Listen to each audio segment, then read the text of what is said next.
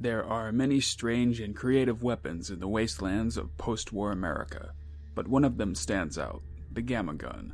This strange, improvised, dish-shaped weapon, cobbled together with scrap and powered by little odd power cells, makes for a bizarre yet effective weapon.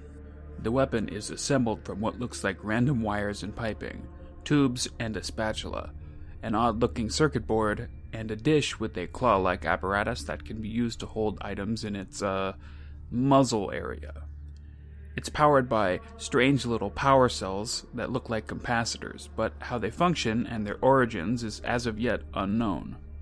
When discharged, the weapon shoots out a green bubble-like burst of radiation. While this weapon may seem goofy and odd, its potential as a weapon is surprisingly high. With the right perks and build, this weapon is extremely effective, especially against human targets. However, this weapon is less effective against robots and other non-human enemies. The weapon is often seen used by the Children of Adam cultists that have set up shop in the Commonwealth and Far Harbor, being the main source of these weapons and their ammunition. The weapon can also be found in Appalachia, seemingly cobbled together by the select residents of Vault 76, many of which are known to irradiate themselves in what appears to be some sort of bizarre ritual believed to make them more effective in combat, although this could all be a ghoul telling tall tales. Who's to say? It's unclear who was the first to assemble one of these weapons, and it's even less clear how exactly they function, or if it has some tie to a pre-war experiment, a corporate venture, or military project, or whether they are a true homegrown wasteland weapon. There are at least two notable unique gamma guns.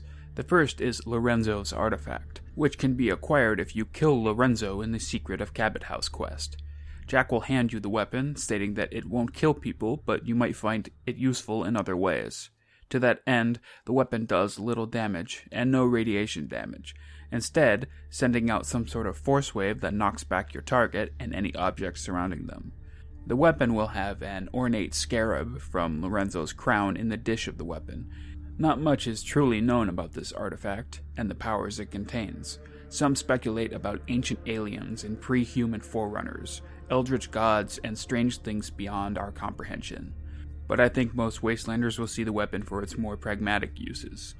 The artifact can be removed from the weapon, so the mod can be applied to other legendary gamma guns. Another unique gamma gun is the Zeta Gun.